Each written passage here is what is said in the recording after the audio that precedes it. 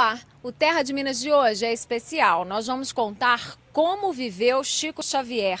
Foi aqui em Pedro Leopoldo, onde eu estou hoje, que o médium começou a ter contato com a religião. Ponto de partida para vários livros psicografados por ele. A mão esquerda sobre os olhos, a mão direita sobre uma folha de papel. Era assim que ele escrevia o que os espíritos ditavam. É essa a imagem que melhor retrata Chico Xavier. Quem foi este homem considerado o mineiro do século num concurso promovido pelo Terra de Minas? Era uma pessoa realmente que todos queriam estar perto, independente do segmento religioso que a pessoa tivesse. Ele era o que a gente poderia chamar de um verdadeiro cristão, de um homem bom. Chico Xavier, mais que um médium, era um apóstolo, era um ser iluminado, era um homem dotado de profunda sabedoria. O médium Carlos Bacelli escreveu vários livros sobre o maior líder espírita brasileiro, de quem se orgulha de ter sido amigo. Nas fotografias, encontros eternizados, tantas conversas que ele acabou descobrindo detalhes de como Chico teria começado a ouvir os mortos. Antes mesmo de conversar com o espírito de sua mãe, ele ficou órfão. Aos 5 anos de idade, Chico Xavier era a coroinha da igreja de Pedro Leopoldo. Ele colaborava com o seu confessor, o padre Sebastião Scarzelo, e ele enxergava os espíritos durante a missa.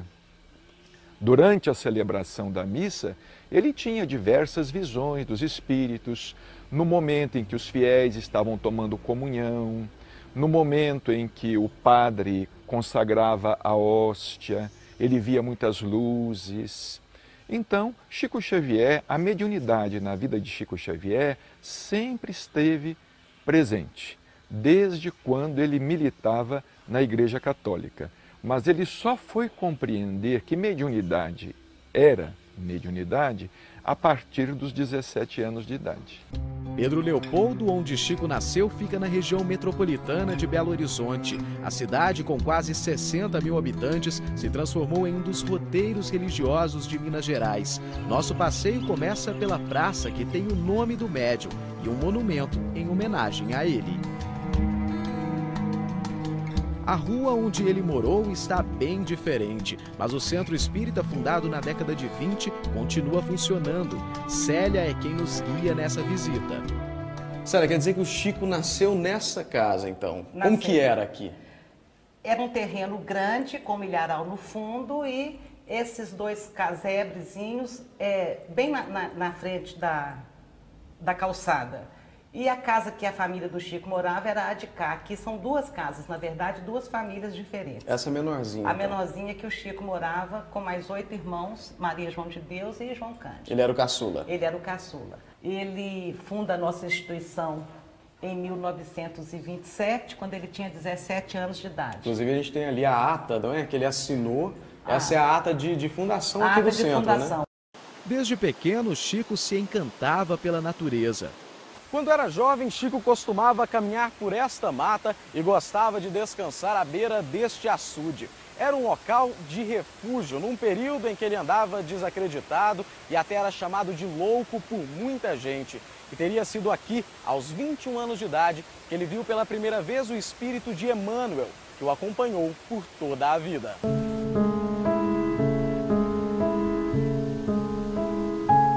Se Emmanuel foi um companheiro do lado espiritual, na vida Chico teve a companhia de seu Carlos por muitos anos. Os 2 trabalhavam juntos nesta fazenda como escriturários para o Ministério da Agricultura. Rever o local traz boas recordações do amigo. Chico deixou um legado de lembranças agradabilíssimas que eu tenho muita saudade dele. Porque era um apoio em todo sentido, como eu estou te falando, era um amigo em que eu confiava, podia confiar, não só eu, como qualquer um, né? Como qualquer um confiava no Chico. Prudente, sensato, moderado, é como eu estou te dizendo, eu nunca ouvi uma referência desabonadora sobre qualquer pessoa, por parte de Chico. Então eu contava com Chico para tudo. O interior da fazenda se transformou em um pequeno memorial. As cadeiras são originais da época em que Chico fazia o culto do lar na casa do chefe da fazenda. Esse quadro retrata o momento do encontro que acontecia semanalmente. As mensagens que surgiram daquela mesa deram origem a alguns livros. Um deles é esse daqui, publicado depois que Chico faleceu. Os livros são considerados um dos maiores legados deixados por ele. Foram mais de 400 obras psicografadas e publicadas. Naquela época, seu Carlos não podia imaginar que o amigo se tornaria um fenômeno da literatura. Escreveu romances, crônicas e poesias.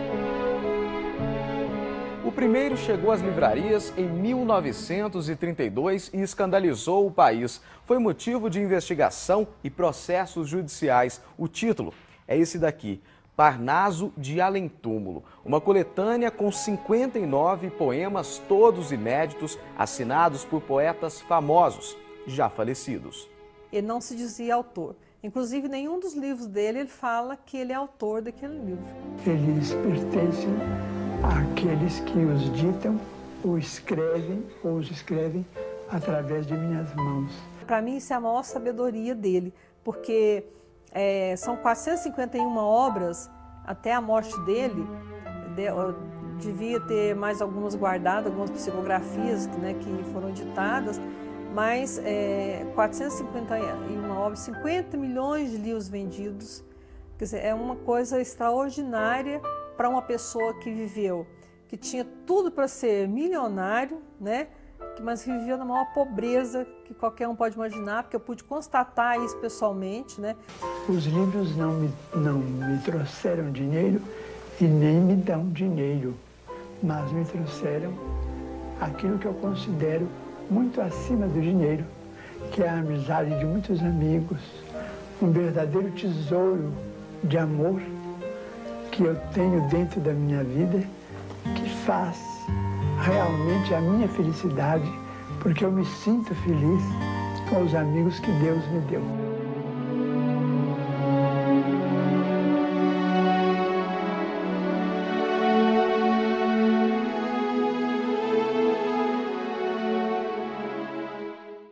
Chico Xavier morreu em junho de 2002. Amigos e parentes lembram dele com muita saudade. Todos têm na memória momentos marcantes, recordações que emocionam até hoje. O senhor tem medo da morte? Não. Não tenho receio nenhum. Quando ela chegar, será muito bem-vinda. O coração de Chico parou no dia 30 de junho de 2002, aos 92 anos de idade. Naquele dia, o Brasil tinha conquistado o pentacampeonato na Copa do Japão. Era uma manhã de comemoração. Vários anos antes ele dizia que iria morrer num dia que o Brasil estivesse todos alegres, para não terem tantas preocupações com o seu desencarne ou com a sua morte. Coincidência ou previsão? A resposta Chico levou com ele. A casa onde passou os últimos anos de vida foi transformada em um museu. Quase tudo ainda está como ele deixou. A cadeira onde costumava fazer as refeições, sempre no mesmo canto da sala. No centro da mesa nunca faltam rosas, a flor preferida do médium.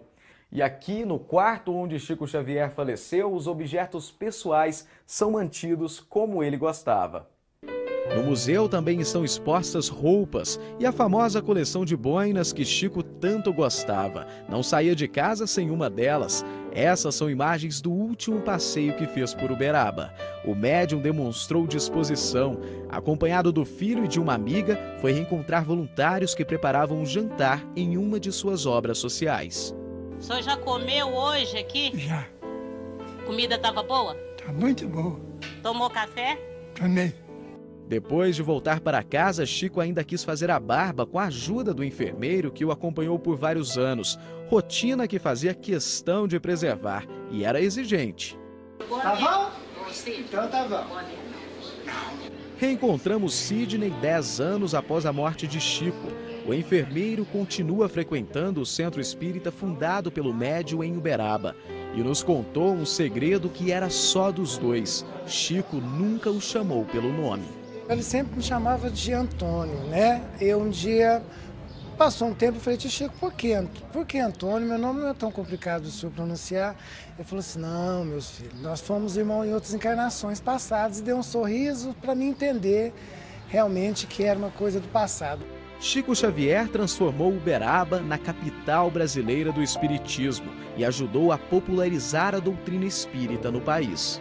Nós podemos dividir o espiritismo no Brasil em antes e depois de Chico Xavier.